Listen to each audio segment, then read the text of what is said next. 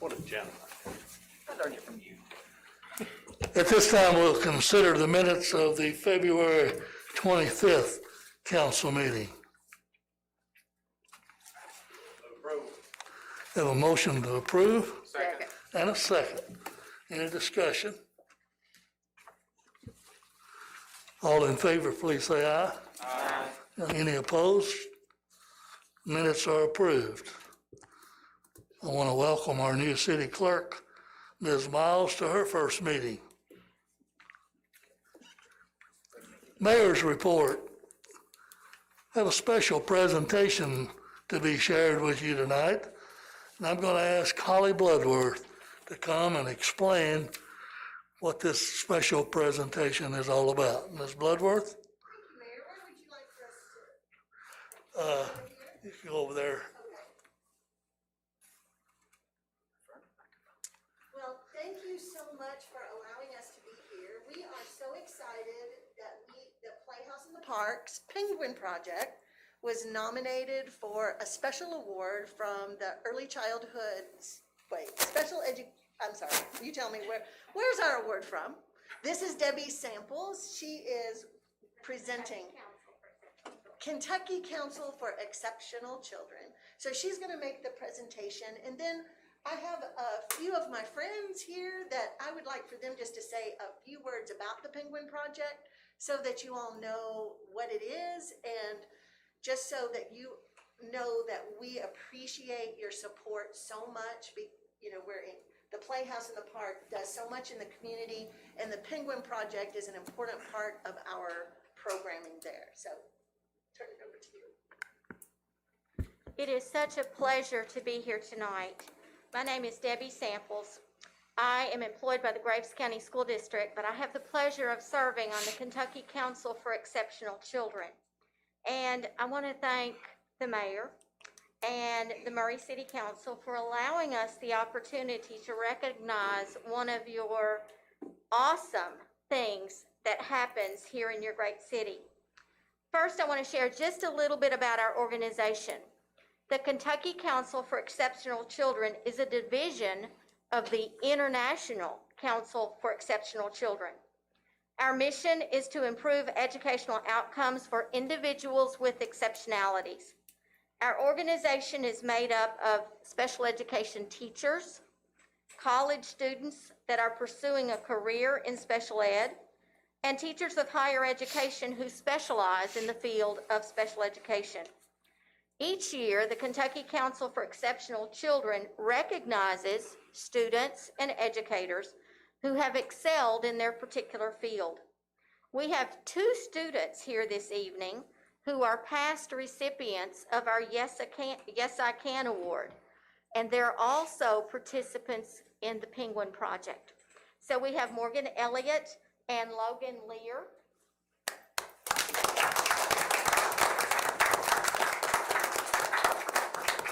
Our awards are normally presented at our annual Exceptional Children's Conference in Louisville.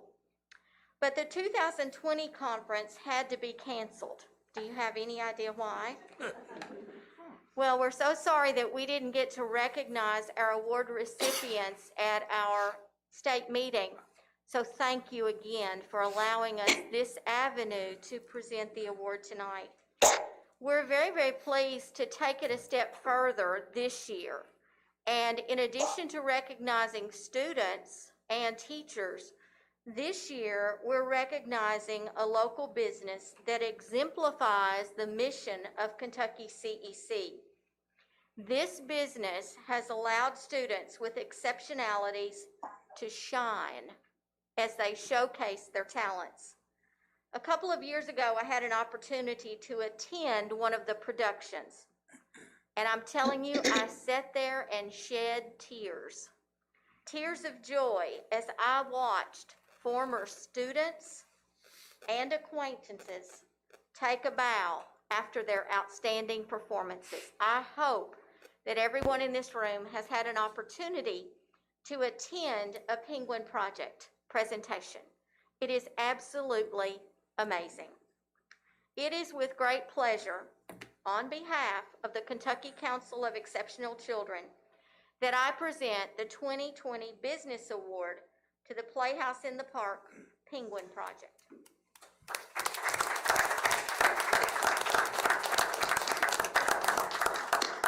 So just very quickly, I want to introduce my entourage here. I have Amy Elliott. She's one of our parents. She's the parent of Morgan over there. And Jackie Lear, also just a parent and so supportive. This program can't really go on without the support of parents. And then Dan Lavitt has been with us since the very beginning. He's just very instrumental in everything we do. Last year, I think he ran sound and light. So he's just a jack of all trades. And I don't know if you want to say a word or two, but we do not want to keep you from your work that you have to do, but just maybe maybe you can talk for all. Okay. Just I'll keep this short. Morgan has been a part of Playhouse Penguin Project since it began. And I was telling Holly a while ago how much we've missed last year because of COVID. And it's something we look forward to every year. It's something that Morgan absolutely thrives, enjoys it, his friends, the fellowship, the socialization. We cannot wait to get back at it again. It has benefited my son and Jackie's son in so many ways. We both drive, we live in Graves County, and we drive here to Murray to have our children participate in this because it is that awesome of a program. We thank you so much for your support of Playhouse and enabling them to be able to do all the great things for our kids that they're getting to do. It's a wonderful program. Thank you. Wow, thanks. so thank you, Mayor, for letting us come and receive this wonderful award, and thank you, City Council members, for indulging us this time. You all have a great meeting. Congratulations to you for receiving this award. I've had the pleasure of attending several performances, and anyone who hasn't seen one, you missed a blessing, because We'll be back. they're awesome. And I can tell you on behalf of the council that they're always happy to include Playhouse in the Park in our budget. And this is a good example of why. So thank you very much. Thank you. Thank you.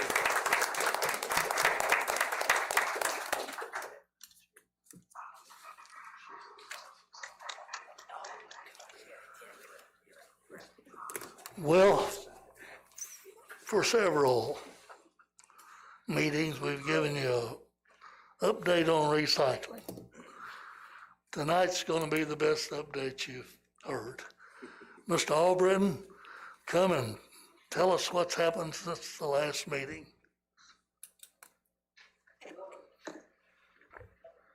Yesterday was a historic day for the city of Murray when it comes to recycling.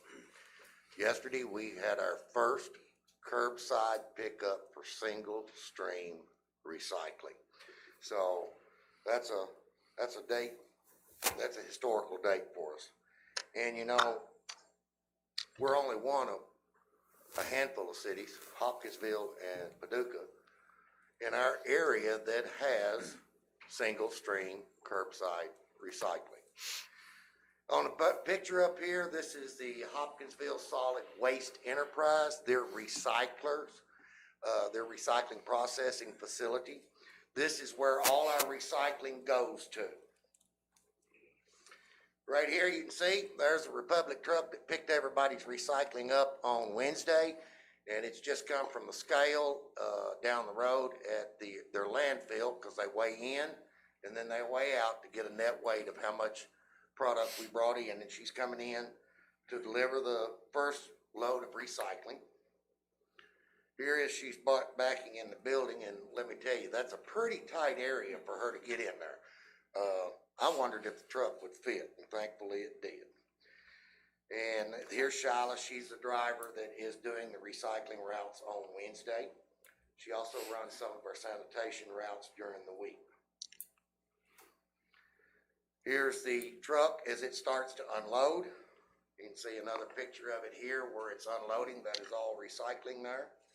The building, the floor was empty when she come in and unloaded that. So if you look at it, That was 2.15 tons of material. So that's a pretty good first day. Do want to make some notes in there. If you'll look, we do need to make some improvements, but for the first time, Hopkinsville said for the first time somebody come in with curbside recycling, it was pretty good, all right? We did have people still put some of their stuff in plastic bags, okay? And there was still some plastics in there that shouldn't have been, but for the most part, it all turned out good. Here's an example. There's a lid off somebody had takeout from Cracker Barrel. That's number 5 plastic, not 1 or 2. So always, we need to remind everybody, check your plastics. Generally, always a plastic bottle is going to be 1 or 2, whether it's detergent or water or soda bottle, okay? Some of your other plastics, look for that triangle that has the resin code on it, 1 or 2. If you've got 3, 4, 5, or 7, save that for Murray State and take it. They take those. Here again, you can see some plastic bags in the mix. So what happens when the truck leaves? They start sorting it right then. They have to have that floor clean before the end of the day, before they go home. So what they started doing here was they started pulling out all the cardboard, and you can see they're kind of putting it over to the side. They'll get the cardboard out, and then what they do, they've got a little skid steer in the back that they load up. And here's their sorting stations. So what they'll do is, if you'll look right here, there is, maybe I need to change that to a different color. Let's make it yellow to match our recycling lids. Right here is a hopper. They will scoop that stuff up. They will dump it in that hopper. There is a conveyor belt where it'll go up. And then there's 3 people that work there. And then there's 6 sorting stations. Each one below that, you can see there's a Gaylord box. So they will pull out plastic number 1, plastic number 2, paper, cardboard's already over to the side, metal cans, aluminum cans. They'll sort each item. And then you see that blue box there at the end, right? Everything that does not go in a Gaylord box goes in that blue box, and that's trash and goes to the landfill. So here's another picture of it again. They'll fill those Gaylord boxes up when they have enough material in there that they can bale it. They'll take it to a baler and they will bale that material. Here is their baler. It is huge. That bale, when it bales, the bales that come out of that weigh about 2,300 pounds.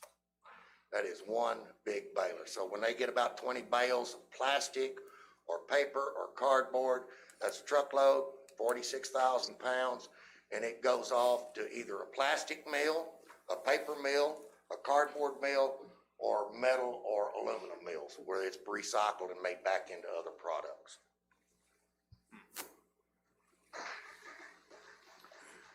Well, after they bale it, they move it out to their shipping warehouse and storage. And there you can see some paper bales that are there that they're accumulating. They can't ship them till they get a full truckload. So they'll segregate everything. You can see some Gaylord boxes there that are waiting for enough material they can come in, and most of those have plastic in them to go in and then bale it and then put it into the warehouse till they get a truckload to ship out. So, got a question. Today I've been dealing with, and late yesterday afternoon, I got missed. So here's the thing. That truck is only in town 1 day per week for your recycling. So what we've worked out with Republic, the way we're going to handle it, we want you to call Sanitation Department, 762-0380, if you get missed for your day of recycling. What we will do is we will compile a list of addresses on the following Saturday, Tuesday morning. We will send that list to Republic's dispatch to be put on either before or after the next Wednesday's route. So you won't have to wait 2 weeks. You'll put your cart back out, and what we ask you to do is you put your cart out on Tuesday night, since you got missed on your pickup day. That way, if the truck comes by before the route, which would be before 7 a.m., you won't get missed. All right, if it runs out that they pick it up at the end of the route, it'll already be out there. So we won't do it that way. Now, this does not change your normal date. You'll be back on your regular schedule next week. So if you're on A or North Route or B on South Route, that will not change. You'll just get your missed cart picked up on the opposite week to catch up your stuff. Some things to remember. Set your cart out not later than 7 a.m. on your scheduled collection day. Please, please, please do not bag your items. Plastic bags are considered contamination. Rinse or clean all containers to remove food or other debris. You know, metal cans are the two most items in recycling right now that have the biggest profit potential is your steel cans and your aluminum cans. And if you think about it, I know if looking at my trash at home, if I could have curbside recycling, I could almost do away with my regular garbage can. By the time I put my can of peas in there, the soda pop bottles that I got from, you know, my Pepsi that I'm drinking, or, you know, whatever other aluminum beverages you have that come in aluminum cans to go in there. Then plus, you know, your plastics and your papers and your cardboard that you're getting, all that junk mail. A lot of that is what your garbage is, you know. And I know some people are upset about, well, we ain't gonna be doing glass. There's nobody in our area that does glass, that takes the glass. And there's no market for it. There's not a glass manufacturer anywhere close by. So, and doing glass curbside creates its own problems because the glass bottles will get broken in the truck. Then you can see from what I was showing you earlier, there's a lot of hand labor that goes into sorting this stuff. So that makes it dangerous for them that they're going to get cut on the glass if it's broken. So do throw away your plastic caps. That is Hopkinsville's rule. Know your plastics, look at your plastics, check it. If it doesn't have a number, when in doubt, throw it out. It does not go in your recycling. Okay? Make sure what you're putting in there is 1 or 2. Flatten your cardboard, keep it and your paper dry. And remember, if you say, well, I'm just one person, this plastic bag ain't gonna bother them, but we got 500 people, or close to 500 now on the recycling route. And as that grows, that's every bit more. Once we get over a certain percentage of that load being contaminated with non-recyclable items, or items that are contaminated with foodstuffs, the whole load goes to the landfill. They're not gonna sort it, okay? Plus, we're gonna have to pay for that landfill charge too. All right? So we all need to do our own part in taking care of that, making sure that we're doing it right. So there was been some other questions about, somebody had asked me about your paper milk cartons. Yes, they are recyclable. Hopkinsville will take those. Your paper cup that you got from Wendy's, yes. Rinse it out. And then you can put it in your recycling because it is going to be recycled as a paper product, even though it's wax coated. Now the styrofoam cup, no. So we wouldn't be able to take that. Any questions? Did they happen to weigh our scrap this time? Yes. They did weigh it? Yep. They weigh the whole load as it comes in. Right, but at some point you told us they would weigh the scrap, and so they would know what percentage of it was scrap. Well, they can look at it and tell by the volume that's there. I mean, there wasn't a whole lot that was there. Most of what we seen there yesterday was people would bag their stuff in plastic bags. Okay, and I dug around in it. I was actually in there helping them sort out a lot of it. They won't have a weight on the actual different amount of items till they go to after they baled it. And so all we're going to get is a total weight for all the materials that we brought in there. Okay. So the last item on your sheet defeats the whole purpose of the whole thing. Right. if it has to go to the landfill. Right, right. And the thing that caught my eye in your pictures are those white plastic bags. We gotta do better. Right. We gotta do better. Yeah. And it's gonna be new, to change it because what we had at Andrews Drive, we needed you to bag it because we had to stack it in a trailer and loose bottles and stuff ain't gonna get stacked in there. And now you don't have to worry about that. So the container's gonna take care of it itself, so. Any other questions, Dr. Dan? I forgot to ask you earlier, how about plastic straws? Do you know off the top? No, plastic straws, Everybody needs to hear that. yeah, no plastic straws. Okay. But, everyone's getting ready to start planting and doing some spring stuff, you know, the containers that plants come in. Are those You'll have to look on it. It's probably, stamped on it? my guess is they will be number 5. Those plastic potting containers. My guess is they'll probably be Any other questions? Mr. Albritton, I want to thank you for all your work on this, for Ms. Sieber and Dr. Young for chairing the committee, all those who served on the committee. This is quite an accomplishment, I think, to get almost 500 people signed up the first year we've tried it, and so let's work out the little wrinkles, and I think it'll be a great success. Thanks for everyone. I've heard a lot of positive comments on it. I think I saw Dr. Young clapping a while ago. All right. I've asked Mr. Oakley to give you a report on the flood. As you know, we had 3 events back to back, snow and another snow, ice, and then the flood. And so, Mr. Oakley, tell us about how this impacted the city. Yes, sir. I don't know if you're able to see the PowerPoint presentation on your computer yet. Extreme rainfall event, February 28th. There it is right there. Okay. Yes, sir. What I did is put together a PowerPoint presentation showing the rainfall amounts and all the affected areas that we were made aware of.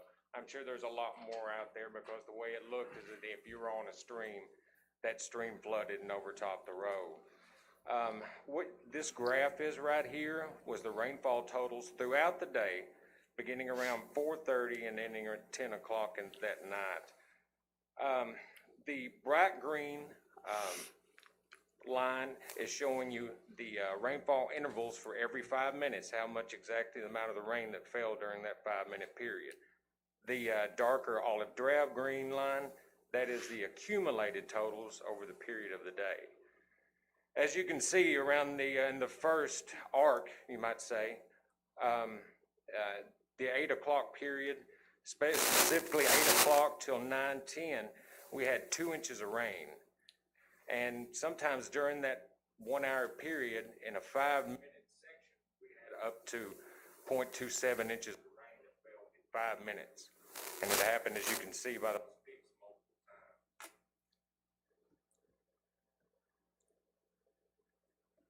Basically, what I've done is put together, and I've broken this down into quadrants also, because I know it's so big of a view to see, but these are the actual reports that we had of roadway flooding and homeowner flooding throughout the neighborhood. I had a total of 30 sites throughout the city. I've listed all the sites right here. I could go through them. I'd be more than happy to. I can also email this to all the council members if you like. Everything from County Court Drive to 820 Coldwater Road, multiple places on Duguid, Bee Creek Bridge south of Duguid, North 4th Street Bridge, right by Northwood Drive. One of the first times we've ever seen that actually cross the road there. William Street, Olive Street, Utterback Road, Vintage Hills, North 4th at Olive, Pine Street at the railroad tracks, North 1st Street. This was what we found in the northeast quadrant. Of course, this is the Fourth Street area, north of Main Street.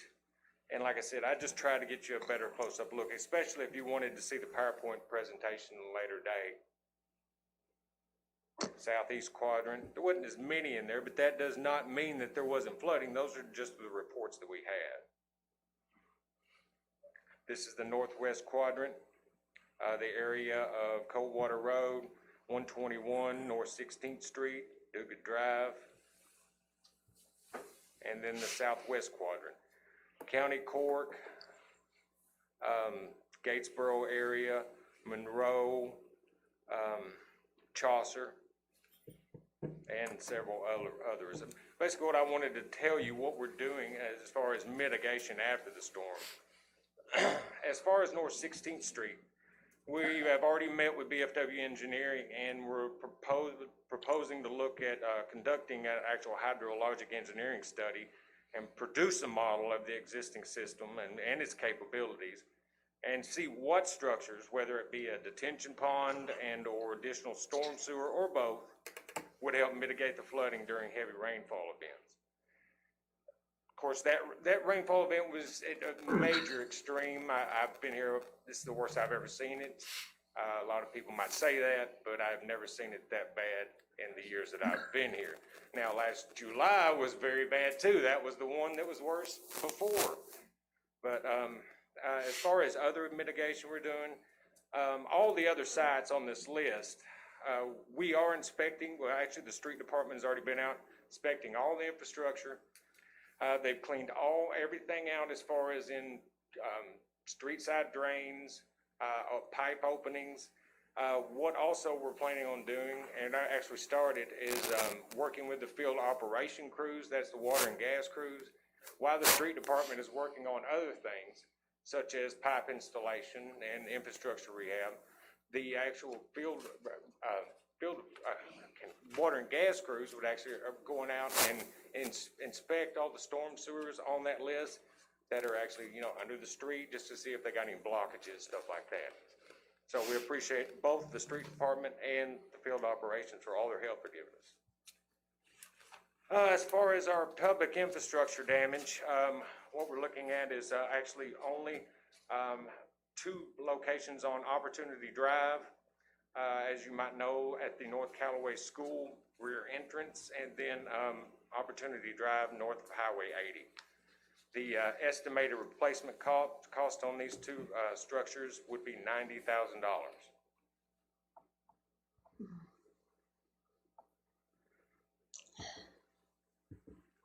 Sorry, I'm not, there we go. Another thing that we do, and it's ongoing, especially after we were able to increase the stormwater utility to actually get funding to do this, is watershed modeling. One of the first areas I've started on was an area from North 4th Street, east to Industrial Road, then Chestnut Street, south to Spruce Street. That was the latest watershed. Basically what we do is go through and check existing structures, see what they're at their size correctly and capable of meeting our stormwater management ordinance, which that would be the 25-year storm. This is an example. I know you can't really see exactly any of the numbers. That wasn't the point.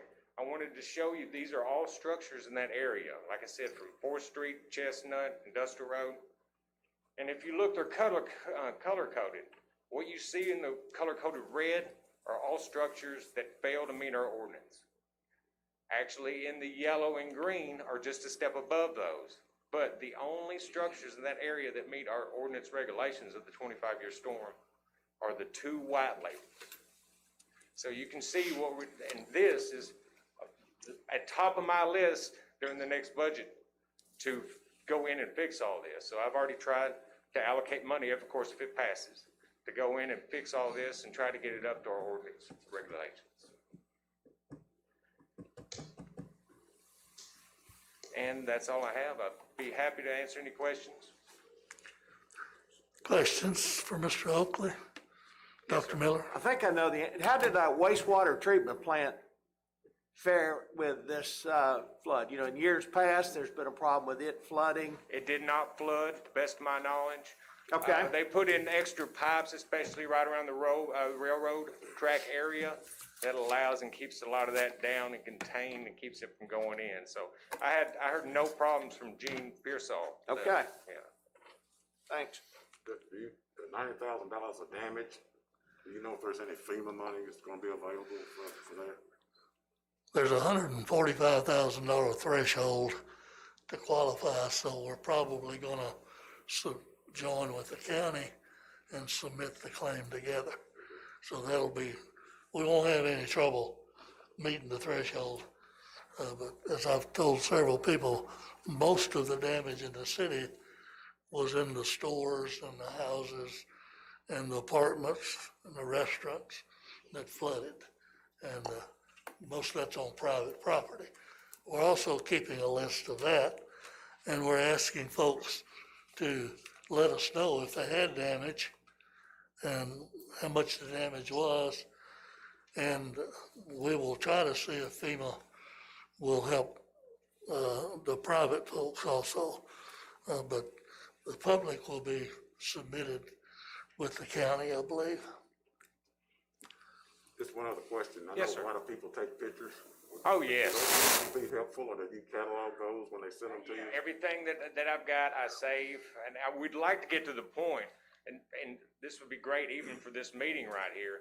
Well, we're starting to move into an Esri-based, computer system, just to be able to have a dot right on the screen, like where I had those red dots, then you could click on it, and then all of a sudden see a video of it.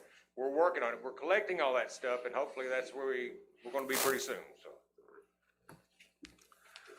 Other questions?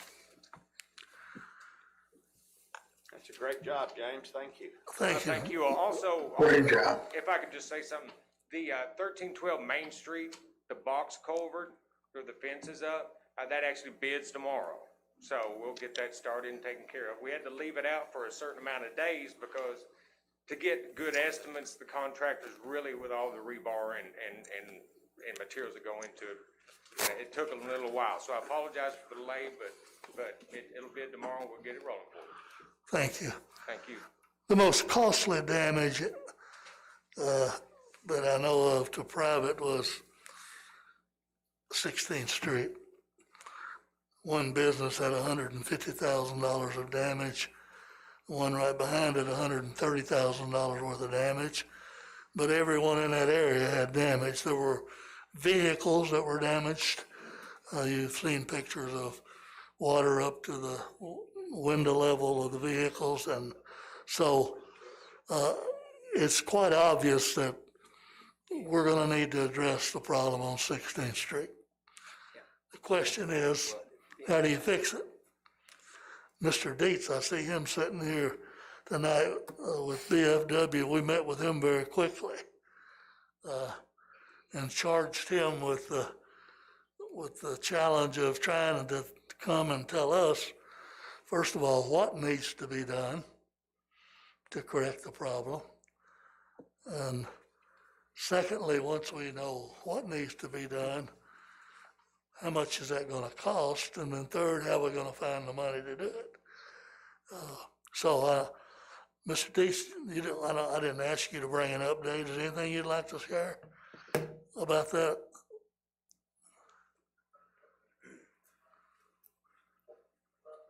Well, we looked at it enough that we think we know what is wrong. And so the next step, it would be to try to figure out a way to mitigate the problem and come up with a way to put the infrastructure in that it'll keep water from running over 16th Street. Whether you do it with an upstream detention system or additional pipes downstream of 16th Street to tie into that existing ditch that runs along the south side of Walmart's parking lot. Questions? So you'll be submitting something, your best recommendation to us on that, right? I can do that, yes, sir. Okay, appreciate it, thank you very much. Obviously, that area flooded with this flood, but they also have a problem with just large rains. They have some problems, so we're gonna try to fix it, realizing that the water's gonna go somewhere. And we don't wanna fix it there and cause another problem somewhere else, so we'll depend on the experts for that. So thank you all of you for your reports. Mr. Hudspeth, you have a report from the Public Works Committee? Yes, thank you, Mr. Mayor. The Public Works Committee met this evening at 6:10. Members of the committee, Ms. Monty McChristian, Mr. Jeremy Bell, Ms. Rose Elder, Dr. Dan, and Ms. Alice Rouse. One item on our agenda was to consider bids for a generator for the wastewater treatment plant. The low bid that met specs was from Board Cat for $217,469.12. The committee unanimously recommended that we send this recommendation to the council, and I would so move. I'll second that. You've heard the motion and the second to approve the low bid that met the specs. Any discussion? All in favor, please say aye. Aye. Any opposed? The bid is accepted. Is there any other business to be brought before the council tonight? Nothing else, Mr. Mayor, I move we adjourn. We have a motion and a second to adjourn this meeting. All in